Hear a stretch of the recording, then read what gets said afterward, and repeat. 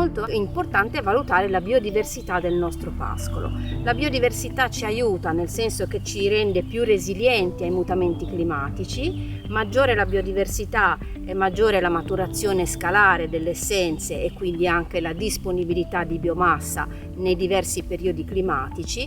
La biodiversità è anche importante dal punto di vista ambientale. Per cui un allevatore che fa un piano di pascolamento e che gestisce un sistema di pascolo è importante che sappia valutare in modo semplice la biodiversità appunto del proprio cotico erboso. E proprio per questo il professor Rodato ci insegnerà un metodo semplice, applicabile da tutti, anche da chi non conosce la botanica in modo approfondito.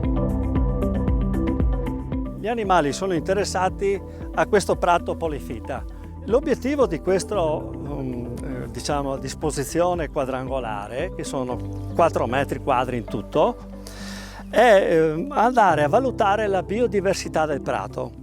È notevole il fatto che qui ci siano gli animali al pascolo e che possiamo trovare una copertura. Vedete, questo rettangolo mostra che la copertura vegetale è al 100%.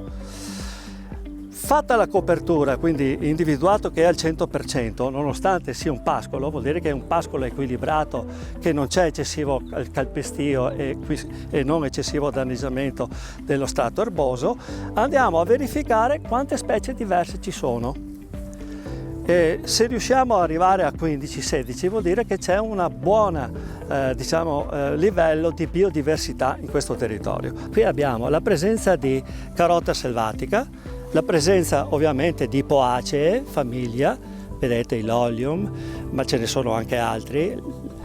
Ecco, vi consiglio, per chi non è un botanico esperto e così via, di prendersi un quaderno e farsi un piccolo erbarietto. Raccoglie ogni erba, la classificazione a me basta per famiglia, poi le specie arriva col tempo.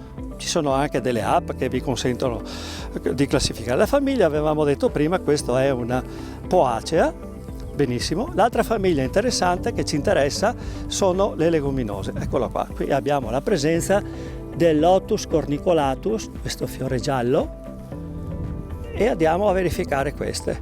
Quindi abbiamo già 3-4 essenze di Poacee, un paio di essenze di leguminose o fabacee, eccole qua. Qui queste sono 2 specie di leguminose diverse, Trifoglio dei prati e Lotus cornicolatus ginestrino, e poi andiamo a vedere tutte le altre specie e quindi le contiamo. Queste sono per esempio la Plantago, abbiamo la millefoglia, eccola qua, la Chilea millefoglie, abbiamo la Prunella vulgaris. La Prunella vulgaris è interessante perché fa parte delle famiglie delle labiate o lamiacee, hanno un fusto quadrangolare, sono tutte piante aromatiche. Bene, una volta che noi valutiamo tutte queste varietà di essenze, questa biodiversità che c'è in questo ambiente, andiamo a fare una stima e un valore del livello di biodiversità. Se ci fossero solo 5-6 specie sarebbe una biodiversità povera. Da 6 a 15 media, sopra i 15 buona per questo periodo e per questa stagione.